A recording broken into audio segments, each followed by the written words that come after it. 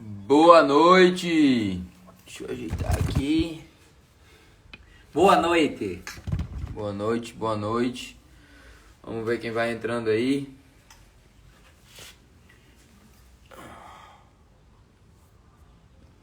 Pera aí.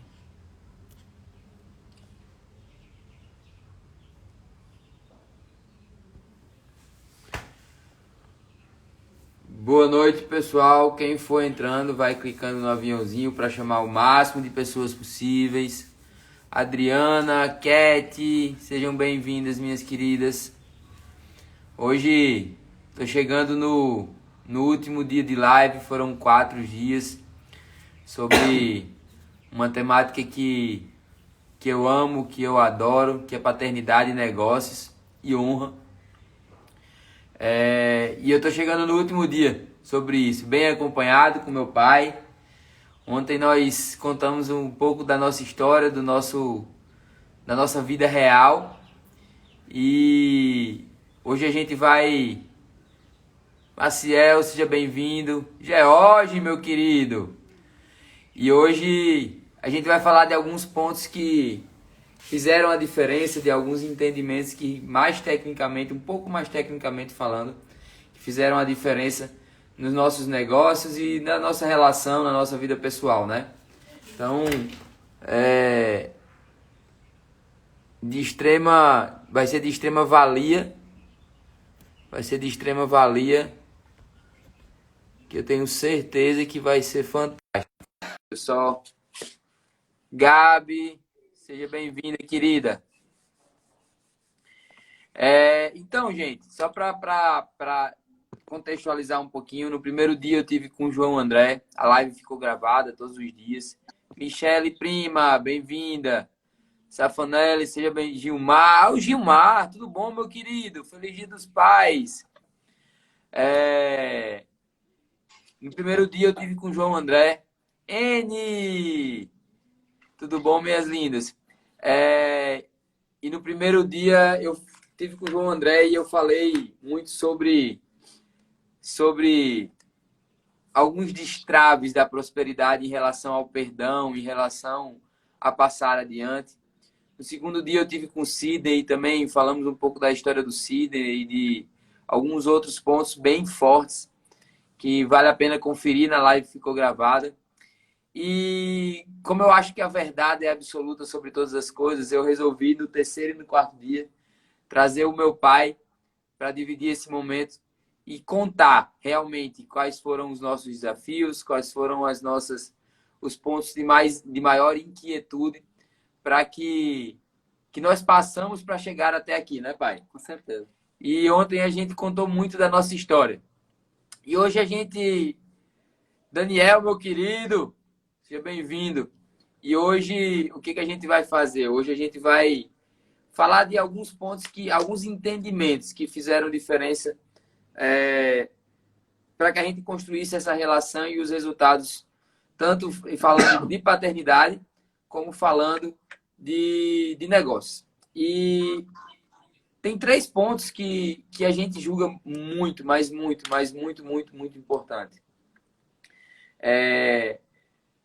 Quem teve ontem, escutou, nós falamos das nossas dificuldades, dos desafios que o pai teve comigo na minha adolescência, no início da minha vida adulta.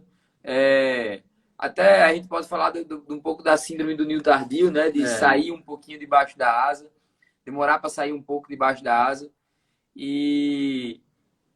Mas alguns entendimentos fizeram diferença e a gente vai discorrer sobre eles hoje. Tem 3 pontos que foram bem importantes. A gente conversando, tem 3 pontos que foram bem importantes. Liderança, perfil comportamental e gerência de risco. Certeza. E são 3 pontos que tem tudo a ver com paternidade e negócios, dentre muitos outros, tá, gente? A gente vai falar desses 3 pontos que realmente foram importantes, mas se for para falar de todos os pontos que fazem diferença, a gente passaria um mês aqui falando direto e não daria tempo. Mas a gente separou hoje, nesse último dia, esses 3 pontos que foram muito fortes para a gente. E eu vou começar passando a bola para o pai falar um pouquinho sobre gerência de risco, tanto na paternidade como nos negócios, pai. Qual o ponto de inflexão em relação à gerência, gestão de risco, tá? Tanto na paternidade quanto nos negócios. O que você pode dizer para o pessoal? Boa noite, pessoal. Sejam bem-vindos. Gratidão de vocês estarem aqui e muito prazer poder estar conversando com vocês. Assim, sem cair num tecnicismo exagerado, né?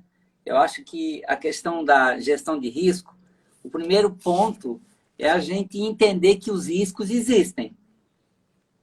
Ora, e se os riscos existem, eu posso tentar minimizar a ocorrência deles. Ou se pelo menos não a ocorrência deles, eu posso tentar minimizar as consequências daquele ato. Então, isso significa que, tanto na vida pessoal, sob o meu ponto de vista, quanto nas empresas, independente de qualquer o tamanho da empresa, eu só tenho um boteco atrás da minha casa. Você é um empreendedor, você é um microempreendedor, você compra, você vende, tá entendendo? Você gera emprego. Então, eu acho que qualquer que for o tamanho da empresa, tem que ter a noção de risco. Né? A pandemia sempre houve esse risco de ter, e vai ter risco de ter outras pandemias. O que a gente sempre fala é que uma das únicas certezas que nós temos é que a crise vem. Com certeza. Seja ela qual for, seja uma crise no casamento, seja uma crise na paternidade, seja uma crise no negócio, seja uma crise na saúde. A Marjorie, uma querida amicíssima nossa, ela falou uma coisa muito forte esses dias, que paz não é você não ter com que se preocupar. Paz é você garantir a sua autoridade em meio ao caos. E de certeza, só a mudança.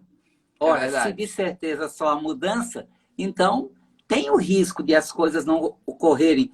Né? Porque muitas vezes a gente diz assim, não tem plano B, porque se eu tiver plano B, eu vou relaxar no plano A. Ou então, aquela outra que a gente falou hoje, queimar a ponte. Eu vou ter que queimar a ponte, ou seja, eu tenho um emprego, então eu saio daquele emprego, eu queimo a ponte para não poder voltar. E né? me obrigo a fazer diferente. Fazer diferente. Tudo bem, mas quanto mais consciência eu tenho dos riscos, né, mais fácil eu vou passar aquele vale. Mais fácil eu vou passar aqueles momentos difíceis. Porque realmente a mudança vai vir. E aí, pai, eu me lembro que a gente estava falando ontem e contando o nosso caso concreto. E eu falei você falou daqueles momentos que da vaquejada, enfim, que eu estava fazendo algumas coisas que eram contrassenso e que estava te prejudicando. Estava me prejudicando e você falou que a única certeza que você tinha é que ia mudar. Como é que foi a gerência de risco naquele momento? Porque também não deixava de existir o risco de eu não mudar. Uhum. Não, ainda existia o risco de eu querer ficar naquela vida, né? Como é que é esse gerenciamento do risco do agora deixa tocar, agora deixa a ferida doer, agora eu vou assoprar? Como é que você pode falar disso em termos de digamos, desse senso, desse bom senso, desse sobressenso nesses momentos? É difícil falar, a exemplo, né? desse caso concreto. É difícil falar porque eu já vi alguém dizer assim, que bom senso todo mundo acha que tem demais, né? Uhum. Então, todo mundo acha que tem bom senso. A Ana tá aí, ó. Beijo, Ana. Ana do Jari. Legal, Ana. Todo mundo acha que tem bom senso sobrando, né? Mas eu acho assim, como eu falei ontem, eu acho que primeiro de tudo é ter a esperança. Ter fé, esperança. Isso vai mudar, né? Poxa, se aquela atitude que eu estou fazendo, se aquela atitude que eu estou agindo daquela maneira não está tendo resultado, eu mudo um pouquinho. Até uma hora que eu vou ter que ser mais drástico, mudar alguma coisa. Mas eu só vou garantir um resultado diferente com a mudança das atitudes que eu estou tomando. Então, para mim, é simples assim. Né? Quer dizer, enquanto eu passava mais a mão na cabeça, a coisa não fluía. Chegou um momento que eu avisei, a coisa vai mudar. Né? E independente de quem vai ficar a favor ou não, a coisa vai mudar. Então, muitas vezes é preciso chegar nesse ponto. Muitas vezes não é preciso Muitas chegar. coisas, independente de quem vai escolher ficar ou não, a coisa vai mudar. E não necessariamente a ação em si muda, mas o resultado em si muda, porque é plantação. Exatamente. Porque o que só vai mudar se você agir diferente. Porque eu não podia também te culpar. Ou na empresa eu acho que é a mesma coisa, né, Tiago? Na empresa é a mesma coisa. Poxa, eu tenho uma equipe lá, ela não está dando resultado. Peraí, é só a equipe ou eu tenho que mudar alguma coisa, alguma abordagem naquilo ali também? Né? Até porque, em se tratando de liderança, e entrando nesse ponto também que é muito importante que a gente vai falar hoje. Jorginho, saudade, meu lindo. Tio tá com Um beijo, saudade. Jorginho. Em se falando entrando um pouquinho na liderança, que a gente vai abordar um pouquinho hoje, o time e o filho, ele é a cara, Time, meu querido. ele é a cara o time é a cara do líder, né? O time é a cara do líder. E Acho que o líder é a cara do time. Eu acho que é aí que tem que ter essa humildade. Então, assim, não é o fato de eu ser teu pai que eu não vou admitir que você evoluiu e que você pode ajudar e trabalhar de igual para igual em muitos momentos. Então, o líder tem que ter essa humildade também.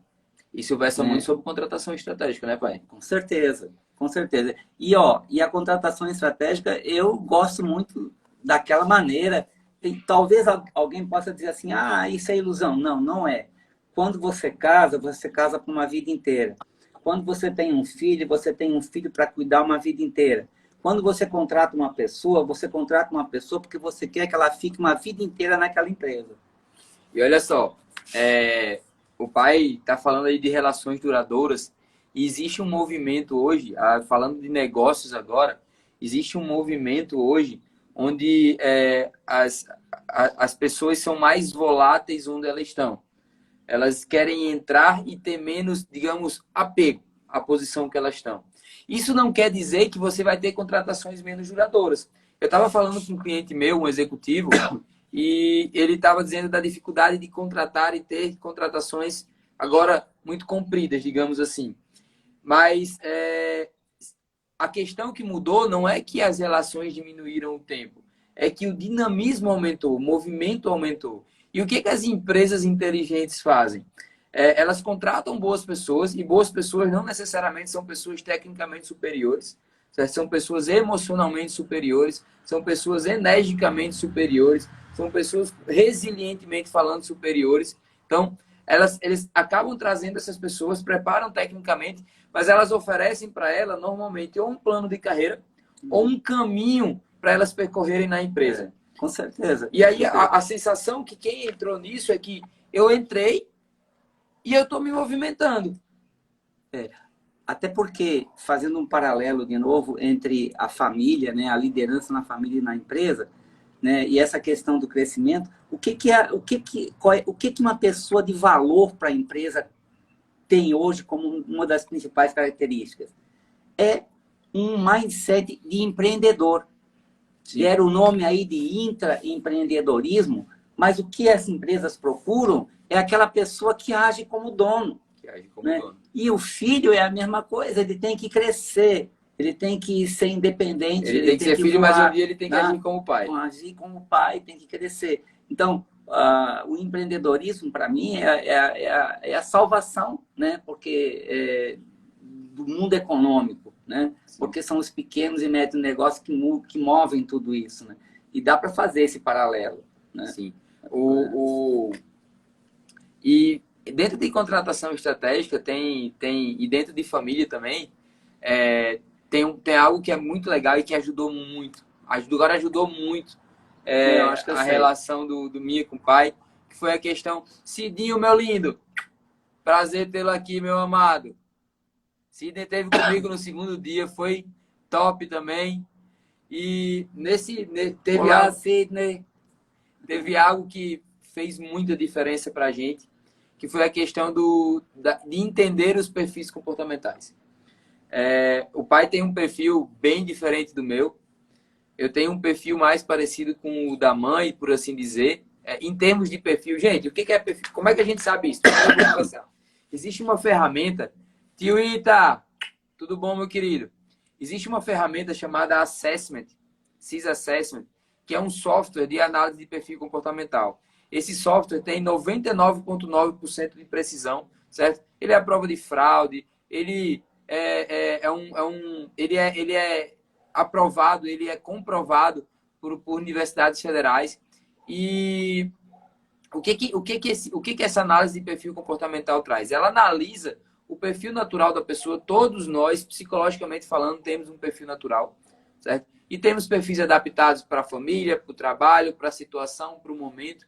Temos teoria de valores. Então, existe um arcabouço que, digamos assim, você nasceu naturalmente para ser, que quando você entende a comunicação, que é o principal viés da construção do resultado, que tem muita gente achando que para você construir alguma coisa, você só tem que cuidar na ação. Espera aí, você tem que cuidar na ação e na comunicação. Até porque todos os resultados são construídos por muitos relacionamentos. Conexão. A liderança parte de você se comunicar. O liderar, na verdade, passa você comunicar adequadamente um projeto de vida. De novo, tanto na família como numa empresa. Né? E quando eu fiz a primeira vez, que eu identifiquei o meu perfil, e diga-se passagem, eu estava numa fase um tanto desafiadora da minha vida profissional e da minha vida pessoal também. Quando eu fiz a primeira vez, eu sou um influente dominante. O que é? Eu tenho foco em comunicação em pessoas, por ser influente.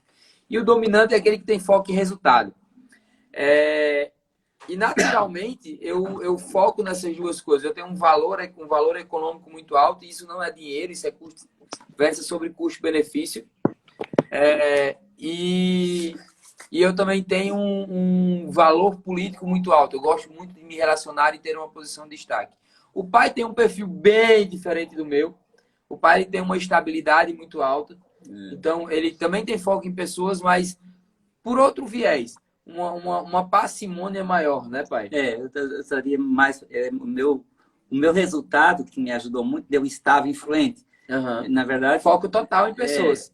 Foco total em pessoas. E olha só, isso não impediu ele de construir resultados gigantescos. Não, porque você tem que buscar os seus caminhos. Qual era o meu caminho de liderança? Meu caminho de liderança sempre foi de ter um projeto. E eu tenho, vamos falar, um planejamento estratégico. Eu tenho uma visão estratégica, eu construo uma visão estratégica junto com aquele grupo, e a partir dali eu fico tranquilo, eu descentralizo, eu delego, porque eu tenho um projeto. A minha vida em todas as empresas, foi esse o meu... Ô pai, a minha grande sacada. Eu vou fazer uma que eu nem sabia que eu fazia isso por conta do meu perfil. Né? Depois que eu descobri que era, né? Mas era Ô pai, e você falou aí sobre descentralizar, que talvez seja um dos pontos fortes de um empresário, digamos, de um empresário de sucesso. Ele consegue descentralizar e delegar para pessoas capazes. E eu vejo que existe um momento, digamos, na paternidade, onde você tem que descentralizar e deixar, principalmente numa relação duradoura, entregar algumas responsabilidades na mão dos filhos. E olha só, gente, assim que eu cheguei em Santa Catarina, isso é super comum aqui, é comum em todos os lugares, mas aqui é muito comum, as empresas passarem de pai para filho. E como é que você pode dizer, o pai passou algumas responsabilidades para mim, o pai também dividiu algumas responsabilidades comigo. Como é que foi o momento de descentralizar na empresa? Parece ser um pouco mais simples, porque você entende tecnicamente qual é o arcabouço da pessoa, o arcabouço técnico. Mas quando você vai descentralizar com o filho, não necessariamente você conhece o arcabouço do filho ainda, porque muitas vezes ele está se informando, mas existe algo muito mais emocional envolto nisso. Como é descentralizar, tirar da sua mão o cuidado do filho para colocar na mão dele? Como é que é emocionalmente falando isso? Como é que é racionalmente falar disso? Ou fazer isso? Bom, assim, de novo, pelo meu perfil estável, influente, né? Toda vez que eu tinha claramente na minha mente um projeto e eu conseguia divulgar isso e comunicar adequadamente, então eu não tinha problema em descentralizar. Logicamente que, né, no caso do filho, é um pouco mais difícil. Dá um beijo, né, na minha cunhada. É um pouquinho mais difícil porque tem sentimentos envolvidos, tem uma série de questões ali que a gente tende a ver aquela pessoa como um bebê ali ainda, como uma criança, né? Mas eu diria assim, que a minha experiência pessoal foi assim. Bom, a gente tem que correr esse risco, né? E a gente vai correr esse risco. É um risco calculado, é um risco que não vai quebrar totalmente a gente se sair errado.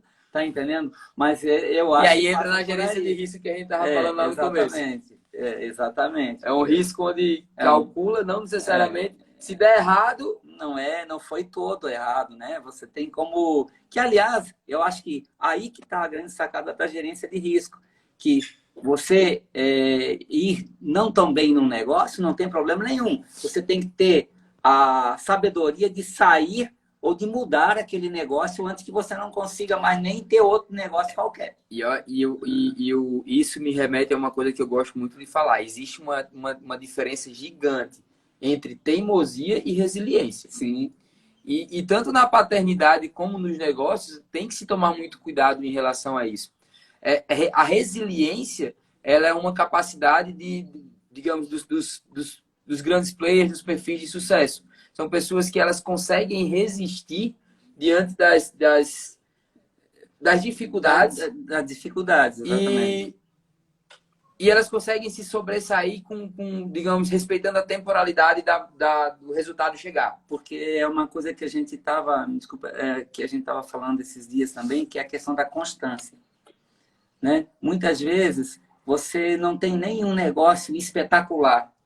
Você tem um negócio que você está ali, você está perseverando, você, né, vai melhorando ele. Então, a questão da constância é muito importante. Mas tem que saber diferenciar muito a questão da resiliência e da teimosia. Sim. E aí, o que diferencia isso, eu acho que é métrica de resultado. Tem uma turma de consultores que trabalham comigo, o pessoal da Compacto, e a gente estava falando sobre marcar avanços. Eu estava falando sobre vendedor, tá, gente? Mas olha só, como a gente faz uma coisa, a gente faz todas as outras, né? E falando sobre marcar avanços, é muito fácil de fazer um parâmetro para que você diferencie resiliência de teimosia. A resiliência, por mais que você não necessariamente esteja tão próximo do seu resultado final, você consegue marcar algum nível de avanço. A teimosia, além de você não marcar um nível de avanço, existe uma grande possibilidade de você estar marcando um nível de retrocesso. De insucesso, né? Então, tem muita gente que lança um plano, tanto como paternidade, certo, gente? Tanto como negócio. Cauê, Lê, sejam bem-vindos. Wellington, primo amado, querido. Então, tanto na paternidade como nos negócios, você tem que estar constantemente marcando avanços. E isso fala sobre uma coisa que é comemorar as pequenas vitórias também, né, pai? Fundamental. Eu diria que a comemoração, né, e aí cada um que comemore como quiser. Eu nunca fui de grandes comemorações, eu nunca fui de grandes... Não que eu não fui de grandes comemorações, eu nunca precisei de grandes comemorações, mas eu acho que todo avanço tem que ter uma comemoração, que para você, ela é importante. Tá entendendo? Então, é fundamental comemorar, faz parte do andamento, faz parte do progresso. Né? Quando a gente está falando de marcar avanço, quando a gente está falando de entender o que está progredindo, para que você diferencie o que é teimosia do que é sucesso, né? Tá aí a Gabi, nossa consultora top, aí tá entendendo muito bem que eu estou falando de avanço, marcar o avanço. Mas dentro do negócio ou dentro da venda é muito fácil marcar o avanço, porque você coloca lá no teu sistema, você entende um pouquinho o número, tá na planilha, tá no ganho, no próprio ganho físico. Mas e se tratando de relacionamento e relacionamento pai e filho, o que vai marcar o avanço é a construção da memória. Então, Euclésio, querido, então quando você está marcando, você comemora, você cria uma memória positiva. Uhum. E aí, olha só o que eu vou falar agora, gente. Olha só o que eu vou falar agora para vocês. É, os nossos resultados, eu não estou falando o meu, do pai, o seu, de qualquer pessoa, ele é determinado por uma sobreposição de memórias. É como se os seus resultados fossem constituídos com o que você transborda, né? E você pode colocar diversos resultados bons, diversas memórias boas e diversas memórias ruins. Mas o que vai transbordar desse pote físico de memória são os seus resultados. E quando você coloca marcar avanços, ter coisas boas e você não comemora, você também não coloca uma memória positiva. E existe uma grande possibilidade de você estar tendo um resultado positivo, mas não estar gerando uma memória positiva. Então, comemore, é o pequeno feito do seu filho, é aquela coisinha que parece ser muito pequena, mas para ele é gigantesco. Então, eu me lembro, agora mesmo, nesse final de semana, o vô trouxe uns pintinhos pro Pepeu, né? A gente tá aqui com a família de pintinho aqui em casa. E no primeiro dia, Pedrinho não quis pegar nos pintinhos. Quando foi no segundo dia, a gente não pressionou, a gente entendeu, mas a gente incentivou. Quando foi no segundo dia, agora, foi hoje, ele estava com os pintinhos na mão, andando para cima e para baixo, sem medo, colocando no ombro. E é algo que poderia passar despercebido, mas foi algo que um dia atrás ele teve dificuldade. Então, precisou ser comemorado. E ele se sentiu todo orgulhoso. E ele se sentiu muito forte. E você, como líder, como empresário, você como pai, você como esposo, você tem que fazer a pessoa que se relaciona com você se sentir forte. Com certeza.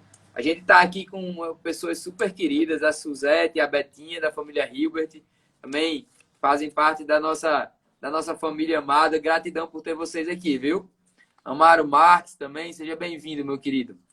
Então, sobre marcar esse avanço, né, pai? Sobre criar uma memória positiva, não passar despercebido, né? Isso. Agora, tem uma questão que eu queria retomar, assim, é essa questão do que representou para mim a questão do perfil comportamental, né? Quando eu fiz esse curso CIS Assessment, né? Então, realmente, de novo, para não fugir do tema, fazendo sempre esse paralelo aí entre a família, né, e também a empresa, né, eu acho que quando a pessoa tem uma noção clara do perfil que move mais ela, né, é uma facilidade enorme de relacionamento. Então, isso faz uma diferença. Vamos fazer assim, vamos falar diferente. Isso fez uma diferença muito grande no meu relacionamento conjugal e no meu relacionamento familiar, né, depois já de anos de casado, né? Eu passei a entender alguns comportamentos dos meus filhos melhor, da própria Rosita, da minha esposa melhor, e eu acho que eles conseguiram entender, né, uma maneira de eu me comportar melhor também. Então, isso eu diria que para o líder, para o gestor, faz toda a diferença. Com certeza. Como é que, quando você entende o perfil comportamental e quando você sabe qual é o perfil comportamental da pessoa que você se relaciona, o Jean aí, tá aí, nosso coach formado lá de Jaraguá, tá entendendo o que eu tô falando muito bem, também é um cara top. E quando você entende isso, você acaba tendo uma facilidade e não é manipular, tá, gente? Porque eu falo, existe uma diferença entre manipulação e persuasão. A manipulação, ela tem um prazo de validade e ela tem objetivos deturpados. A persuasão, normalmente, ela tem um objetivo muito mais muito mais verdadeiro, nobre, certo? E ele é duradouro. Certo? Você quer trazer a pessoa para um projeto que você acredita, né? Então, quando eu quero persuadir meu filho, por exemplo, a estudar, e eu entendo o perfil comportamental, e eu entendo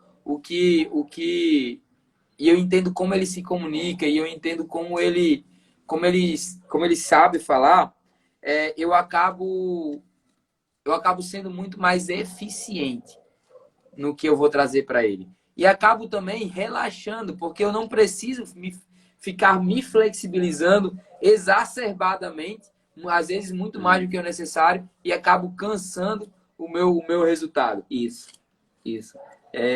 Então, realmente, isso fez uma diferença muito grande que eu queria deixar registrado. Provavelmente, né, eu tive esse conhecimento adquirido de uma maneira diferente, muito menos eficaz. Eu diria até que, teoricamente, eu tive acesso a esse tipo de conhecimento ao longo da minha vida, mas não com uma aplicação tão eficiente nessa questão do perfil comportamental. Então, fez a grande diferença. Eu acho que todo líder tem que pensar nisso, né? Todo líder tem que pensar nisso. A Thaisinha, minha irmã querida, tá aí falando, dizendo que ela é um D. E ela é um D puro mesmo. Ela sempre comunicou como um D, né, pai? E como durante uma boa fase da nossa vida, nós não entendíamos sobre perfil comportamental, tivemos, digamos, diversos desafios. Verdade. Por não compreender, certo? O bom de a pessoa saber o seu perfil é que ela também não pode jogar a responsabilidade no outro. Ela sabe que ela Você sabe não pode que justificar, né? eu sei que eu sou estável, então estável e influente. E eu sempre soube que eu agia dessa maneira, não com esse nome. Então, como eu tinha que gerar resultado, falando em empresa agora, eu fui buscar um mecanismo. Meu mecanismo era o quê? Chego numa empresa, a primeira coisa que eu olho é como é que está o caixa. Ok, tem caixa, vamos fazer um planejamento estratégico e a partir daí vamos delegar, vamos descentralizar e vamos fazer e vamos agir. Porque se eu ficasse só dependendo de mim ali, a coisa ia mais lentamente. Né? E olha só, olha que importante isso que o pai está falando. Pai, eu me lembro que desde sempre, desde que eu tive um pouquinho de mais entendimento sobre ser pessoa, digamos que eu cheguei numa tenridade ali para os meus 16 anos, 15 anos ali para frente, o pai sempre falava uma coisa para mim que era sobre energia. Porque você tem que colocar energia, você tem que colocar energia, você tem que colocar energia, você tem que colocar energia. E eu me lembro quando eu queria ficar mais 10 minutos na cama, você tem que colocar energia. Ou quando eu estava meio preguiçoso, você tem que colocar energia. E olha só, eu escutei isso a vida inteira de um estável influente, que é uma pessoa que tem foco em pessoas e não necessariamente tem foco em velocidade e resultado. Mas entendeu, e eu entendo por que ele falava tanto disso. Ele falava tanto disso porque esse era o principal recurso que você teria que colocar dentro do seu perfil para construir um grande resultado. Com certeza. Então, ele colocou por ele entender, por ele se reconhecer, ele trouxe o recurso que seria um dos recursos mais relevantes na construção de um resultado maior. E quando você entende disso, você começa, por exemplo, contratar pessoas com maior energia, você busca se relacionar com pessoas de maior energia e não é compensar. Isso não quer dizer que você vai colocar menos energia porque uma pessoa está colocando. Não. Mas você começa a criar um ambiente onde você coloca naturalmente mais energia porque você está contaminado positivamente por essa esfera, né? Certeza. Né? Tudo passa por um projeto, né? Um projeto. E aí que eu digo que a importância da gestão de risco, que é algo que não se fala quase. Talvez no Brasil, os grandes projetos da área de energia, petroquímica, você leva com um pouco mais de seriedade a questão da gestão de risco. Que, para mim, né, na verdade, todos os projetos tinham que ter a gestão de risco. Né? Porque eu não tenho gestão financeira, eu não tenho gestão comercial, eu não tenho gestão do caixa, eu não tenho a gestão de desenvolvimento humano, né? Tem que ter a gestão de risco. As pessoas acham que gerir risco é ter capital de giro. É muito mais do que isso. Muito mais. Muito mais do que isso. As pessoas na família acham que gerir risco é ter uma reserva financeira para se sustentar durante 6 meses ou um ano. Gestão de risco é muito mais do que isso. Porque às vezes o risco ele é muito mais imediato e você não resolve com caixa. Verdade. Você não resolve com caixa. Jimmy, meu querido, obrigado pelo elogio. Jimmy, meu cunhado querido. Toma conta dessa família linda com minha irmã e as crianças. Fico feliz que você esteja aqui, meu querido. E falando eu acho que gestão de risco é algo fantástico para se falar, tanto em paternidade como dentro de negócios, né? Sim, porque a primeira coisa é que quando você fala nisso, você começa a ser vulnerável. Sim. E você começa a admitir que existem riscos. Sim. Né? Existe risco de aquilo que você está querendo para o seu filho não acontecer. Existe risco de o seu filho não entender qualquer outra razão. Então, os riscos fazem parte. Né? Então, no momento que você sabe que isso existe, você se torna mais vulnerável. E se você se torna mais vulnerável, você acaba fluindo melhor a vida, acaba fluindo com mais leveza. E quando você contempla isso, quando você quando você procura entender sobre isso, você entende que a gestão de risco é trazer ações que estão no seu comando para dirimir situações que não estão no seu controle necessariamente. Perfeito. Olha só, gente, anota isso aí, que essa foi profunda, essa até eu gostei. Quando você fala em gestão de risco, você está falando em trazer ações que estão no seu controle para dirimir situações que não estão no seu controle. Perfeito. E você começa. E aí, olha só, você, beleza, falando para cristãos, nós estamos no controle, no comando do nosso leme. Mas nós não estamos no controle dos ventos, das marés, a gente não está no controle das tempestades, das pandemias, das crises conjugais. Mas se eu tenho gestão de risco, eu trago para mim o controle das ações que estão no meu comando, para que eu saia mais rapidamente disso aí. Para que eu saia o mais rápido possível das situações que não estão no meu controle. Ou seja, o vale, né, vai se tornar um vale bem íngremezinho, que eu vou sair rapidamente dele para que eu possa ir para o pico e esse pico perdurar mais novamente. E se você tiver uma gestão de risco decente, esse vale ele vai acontecer. Mas como as ações estão no seu controle, o vale vai estar lá e não necessariamente você tem que entrar no vale. A respeito disso, a crise, né? Quantas famílias estão vivendo a crise da pandemia agora? Quantas empresas estão vivendo a crise da pandemia? Gente, a gente não está falando que não é justificável, mas se você tiver gestão, se você entender, se você procurar entender de pessoas, e aqui, tudo que nós estamos falando, das coisas mais técnicas, as coisas mais subjetivas, elas versam sobre pessoas. Se você entende sobre isso, você consegue vislumbrar o vale, vislumbrar a crise, vislumbrar o desafio, mas não necessariamente ter a consequência dele e vai além, existindo uma grande possibilidade de transformar isso numa oportunidade.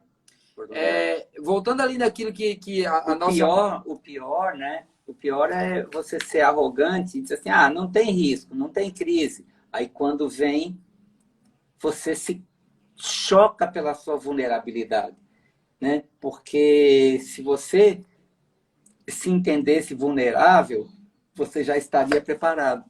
Sim. Né? Também nisso que tu trouxe, vem a questão de novo da liderança, né? Vem a questão da liderança de novo.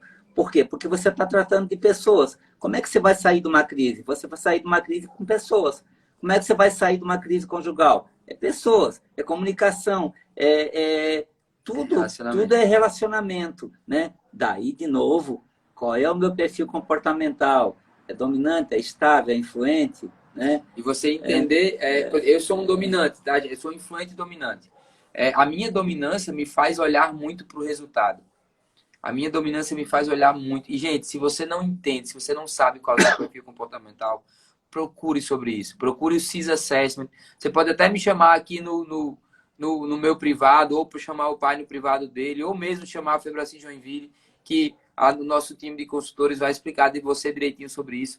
Mas se você entende, eu como um dominante, por exemplo, eu tenho uma tendência muito maior em focar no resultado e focar muito pouco nas pessoas. Mas qual a forma mais genuína de construir um resultado? É tendo boas pessoas e tratando muito... injetando muito bem as pessoas. Eu como líder falando, tá? Então, se eu tenho o entendimento do meu perfil e tenho entendimento do meu objetivo, eu começo a moldar muito mais fácil a minha ação. E se eu não cuidasse, se eu não conhecesse isso, existia uma grande possibilidade de eu virar um trator de esteira. Atropelar. E eu saio atropelando pessoas e quando chega lá na frente, eu não fiz nada, eu não magoei ela. Porque para mim é muito simples dar uma resposta monossilábica. E talvez nem resultado obtenha, porque Exatamente. você vai obter o resultado pelas pessoas. Né? Olha só, eu vou falar aqui uma história do meu casamento com a Rivane. Antes da gente saber os nossos perfis comportamentais, eu falava que uma das coisas mais desafiadoras que eu tinha na minha vida, Ronaldo, meu querido, uma das coisas mais desafiadoras que eu tinha na minha vida é ir fazer o mercado com a Rivane e fazer a feira. Porque parece que eu tô vendo.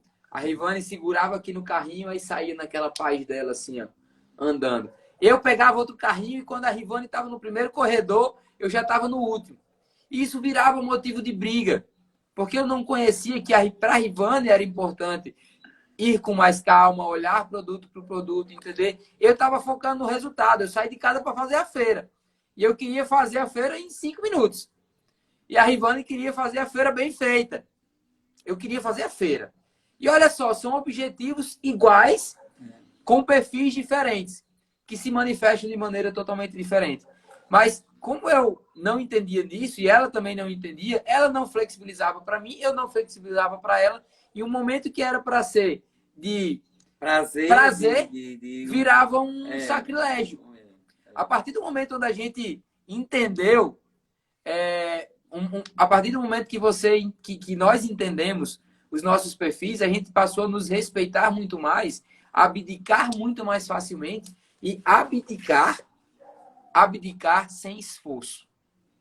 Antes era muito suado para mim ter que fazer algo por uma pessoa que tinha um perfil diferente.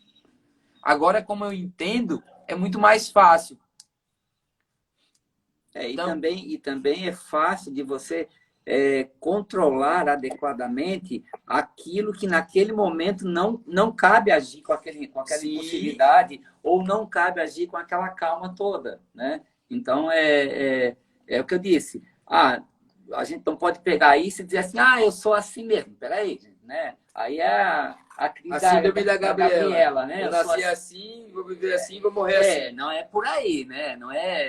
Não estamos querendo dizer isso, né? Na verdade, quanto mais a gente se conhece e se autoconhece, né? Maior vai ser a possibilidade de eu obter resultados pessoais com as outras pessoas juntas. Com as outras pessoas. Porque você não obtém resultado sozinho, em nada, nem na família, nem na empresa. E também que graça que teria. Que graça que teria. Que graça que teria, né? Que não teria graça nenhuma, né?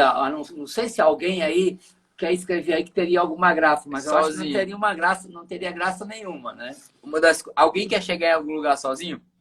Então, assim, uma das coisas que eu gostei mais de estudar no direito, na sociologia, na verdade, é uma característica humana de ser interdependente. Naturalmente, e aí agora eu estou falando do homem-bicho. Naturalmente, nós vivemos para construir algo em grupo. Por isso que hierarquia é algo natural, certo? Por isso que posição social é algo natural. Por isso que disputas hierárquicas são naturais. Quando eu entendi isso, eu entendi também que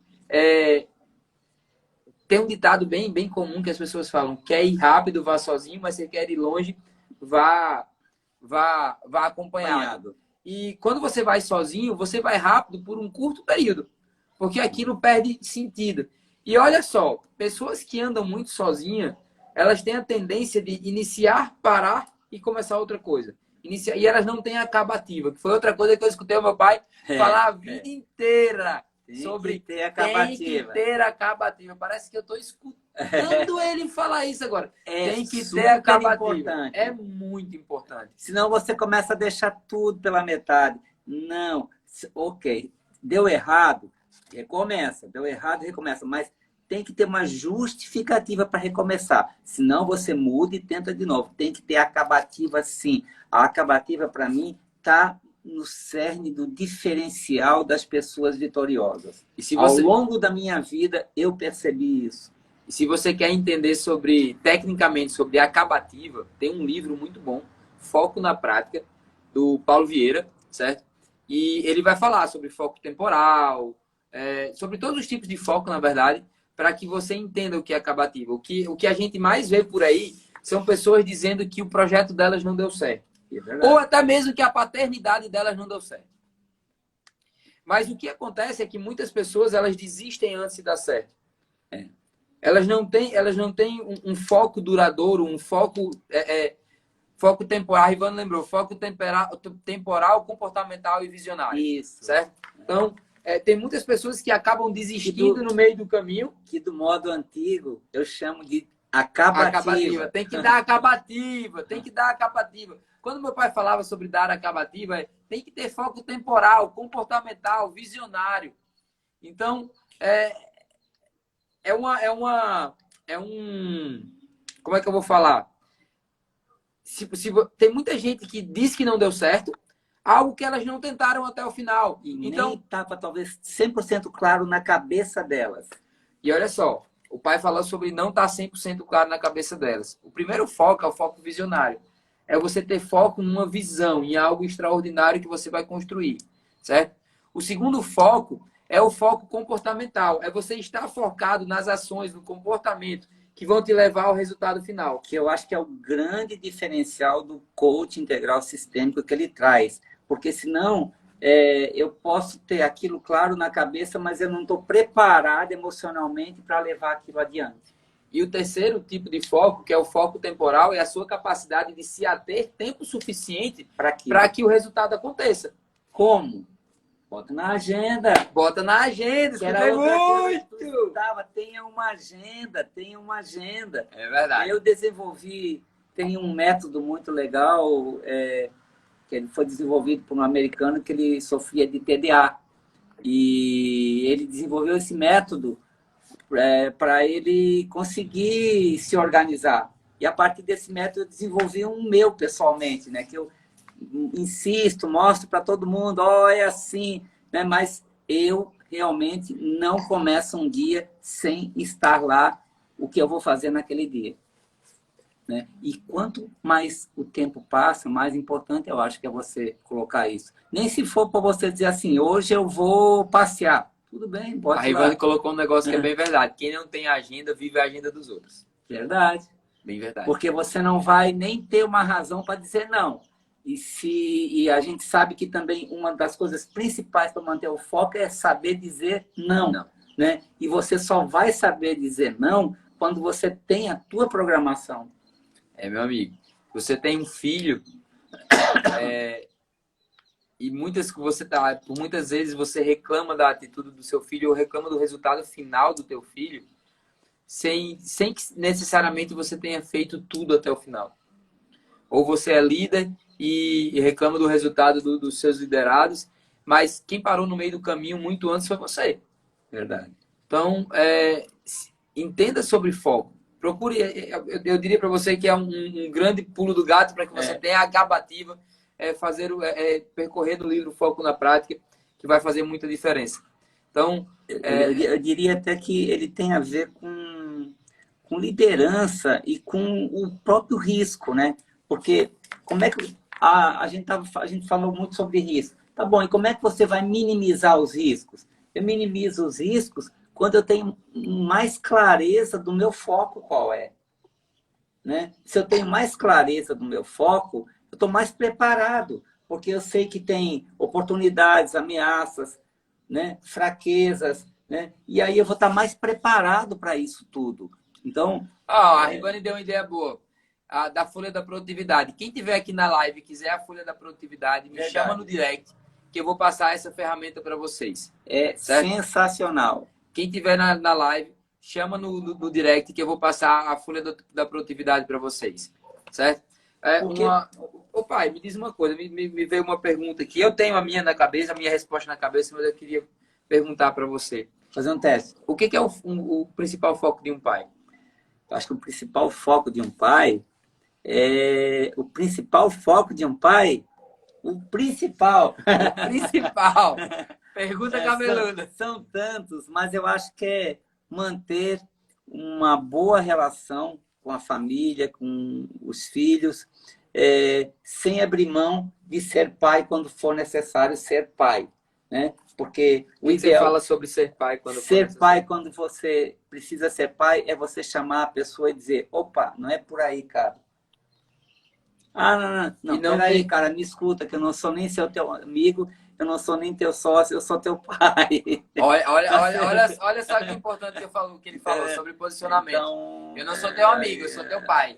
Então, eu acho que, às vezes, né, porque não é a troco de nada que a família ela é o berço de tudo na humanidade, né? Então, quando um pai está falando uma coisa mais séria, não é um amigo, não é um desconhecido que tem interesse. Não há interesse nenhum. O interesse sempre é sublime. Né? O interesse de um pai ele é genuíno, né? É genuíno, ele é sempre sublime. Mas assim, o sonho ideal de um pai é ver todos os filhos andando com pernas próprias, né? E em harmonia.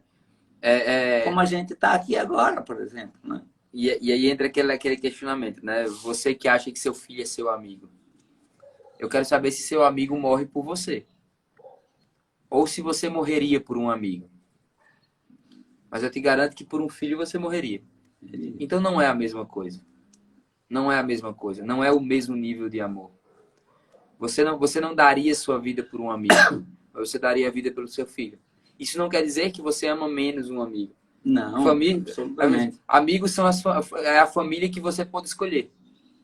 Mas são pesos diferentes. São responsabilidades diferentes. E são amores extremamente diferentes. Porque a hora que tu disse assim, qual é o foco principal? Eu diria, veio na minha cabeça de assim, é proteger. Mas assim, não, peraí, pelo amor de Deus, já passou a fase de proteger. Eu tenho que deixar andar. Por isso eu não respondi proteger. Né? Mas a tendência de um pai é essa, é proteger. Que eu acho que é algo que a gente tem até que se cuidar, né? Para deixar a pessoa caminhar sozinha. Né? Mas a tendência é essa, é proteger. Um pai, uma mãe, sempre ele vai querer proteger. E outra coisa, viu, gente?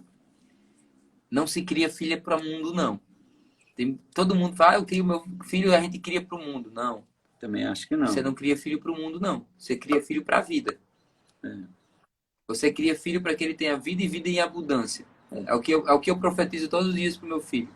Eu não crio ele para o mundo. Eu não quero que o mundo seja dono dele. Eu quero que ele crie o próprio mundo. Perfeito. Lógico que ele vai fazer as escolhas dele. Sim. Não tem jeito. Né? Por mais que muitas vezes a gente queira, as pessoas fazem as suas escolhas. Principalmente à medida que vai ficando com idade, vai ficando um adulto, sim, né? Mas você faz a sua parte, né? Mas eu concordo plenamente. Você não entrega um filho para o mundo assim. Né? Até porque no mundo tem muitas coisas que eu não quero para o meu filho. E que com certeza o pai não quis para mim. Bom. Então, eu quero deixar o meu filho, não que eu vá preparar, certo?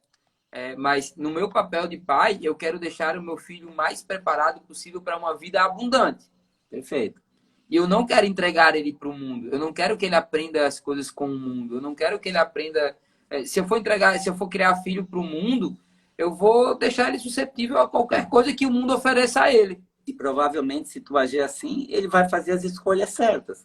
Provavelmente. Sim. Né? Então, quando eu entrego meu filho para a vida, e eu entendo, e eu trago para o meu filho o que é uma vida e uma vida abundante, eu coloco sobre ele uma blindagem muito maior do que é, digamos, do que é ruim, do que não vai levar ele a um lugar muito mais alto. Então, se você diz, mas filho a gente cria para o mundo, a gente dá asa para filho ir para o mundo. Eu não. E se você diz isso, reflete sobre isso. Verdadeiramente reflete sobre isso. Senão você estaria jogando. Na verdade... E colocando para o mundo uma responsabilidade que deveria ser sua. Isso, é verdade. É lógico que, né, aí você vai dizer assim, tem opções, muitas vezes tem famílias que vivem coisas difíceis, né? Sim. Vícios, drogas, lógico que existe isso, né? E aí eu acho que a espiritualidade e a maturidade, o crescimento pessoal ajuda a superar isso tudo. Lógico que um pai e uma mãe ele tem que fazer o seu papel, mas é claro também que tem escolhas erradas que os filhos fazem. Quando um pai e uma que eles mãe devem se responsabilizar por isso. devem se E olha responsabilizar só, por quando eu isso. digo, filho, você foi responsável pela sua escolha, não quer dizer que eu não vou te ajudar. Sim, Muito pelo certeza. contrário. A história que eu contei ontem, quando a gente tem 3 minutos, 5 minutos só. Quando, na história que eu contei ontem, que o pai me deu o ultimato lá na mesa da cozinha em Mossoró, e eu escutei aquele ultimato, eu sabia verdadeiramente que se eu precisasse, o meu pai ainda estaria ali. Mas eu entendi que aquilo era um ultimato verdadeiro. Não conta comigo. Você vai contar porque existe uma diferença muito grande entre viver e sobreviver. Isso, né? isso. E eu sabia que quando meu pai me deu um ultimato ali, ele não me deixaria perecer. Ele me ajudaria a sobreviver para que eu buscasse viver. Né? Então, quando ele deu o ultimato, eu sabia que ele continuava ali. Eu continuava enxergando o amor dele, mesmo quando ele disse, Deus, chega, eu não vou te ajudar mais. Agora toma conta do teu nariz e da tua vida. Mas eu tinha certeza que ele ainda era meu pai e estava lá.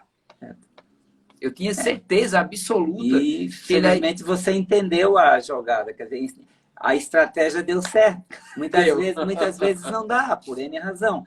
E acaba todo mundo sofrendo, um pouco mais, um pouco menos, mas o importante é levar a vida com leveza. Né? Paz de espírito, né? Paz de espírito. O que é paz de espírito dentro da paternidade? O que representa paz de espírito numa paternidade? Eu acho que paz de espírito representa ver que os filhos estão bem, cada um do seu jeito. Outra coisa muito importante é a gente respeitar as diferenças. Né? Então, a paz de espírito, para mim, ela vem quando eu sei que você é diferente da Thaís, a Thaís é diferente também, e que cada um vai trilhar o seu caminho de uma maneira ou de outra. E é um caminho do bem. Verdade. É um caminho do bem. Então, paz de espírito é isso. Porque aqui teria muita coisa para falar nisso aí, que a gente entraria no que é sucesso. Né? Não é a questão do dinheiro só. Né? Então, pai de espírito é um pai e uma mãe ver que as coisas estão se encaminhando e que aquelas pessoas são pessoas do bem, estão criando filhos do bem. A Rivane colocou aí que o ultimato foi a autorização para você prosperar e construir seu legado. E foi bem isso mesmo. Foi. E a intenção era essa mesmo. Foi bem o período onde eu me senti, e naquela dificuldade, eu me senti foi a primeira vez que eu realmente me senti capaz de construir algo sozinho. Foi a primeira vez que eu realmente me senti capaz de construir algo pelo meu próprio esforço, e não pelo esforço dos outros. E isso é uma coisa bem importante, que você tem que estar autorizando o seu filho a prosperar a todo momento. A gente tem 1 minuto, 2 minutos, mas a gente tem que autorizar o nosso filho a prosperar, a gente tem que autorizar os nossos colaboradores a prosperar. E se você tem um bom colaborador naquela função, e ele é muito mais do que aquela função, não tenha medo de perder um colaborador. Se o cara é muito bom, ele vai ter deixado um legado. Certeza. Suba ele, deixa ele ir para o próximo nível, assim como teu filho. Certeza. Tem que deixar ele prosperar, deixar ele caminhar. Né? De novo, ó, você tem um filho para a vida toda. Quando você contrata uma pessoa, você contrata para uma vida toda, porque você constrói uma empresa, quando você coloca uma empresa, você coloca para 2, 3, 4, 5 gerações, e não para 1, 2 anos. E quando a gente fala de filhos, a gente também não fala só de uma geração. A gente fala de 2, 3, 4, 5, 10 gerações. Que são memórias. Também amo você, minha irmã. Né? São memórias. A Thaís está dizendo, amo vocês aí. Amo, minha filha. Um beijo. A Deia colocou, o pai tem que se colocar no lugar de pai. Gente, a gente tem 40 segundos, então nesses 40 segundos eu quero honrar você, pai. Dizer que foi muito importante para mim dividir esses dias com você. Eu te amo, eu te honro, eu te agradeço por tudo. Isso que a gente falou em 2 dias não foi 0,0001 do que nós vivemos. Não, é verdade. Mas foram coisas que fizeram diferença na nossa vida. E eu chamo qualquer um de vocês a entrar na jornada do conhecimento, Faz a e realmente prosperar. E viver o extraordinário, porque nós vivemos para ter vida e vida em abundância, certo? Temos 15 segundos. Pai, te amo. Te amo também, meu filho. Eu queria agradecer a oportunidade que eu tive de expor a minha experiência. Sim. Muito feliz e gratidão de vocês ficarem todo esse tempo aqui me ouvindo. Um grande beijo. Beijo.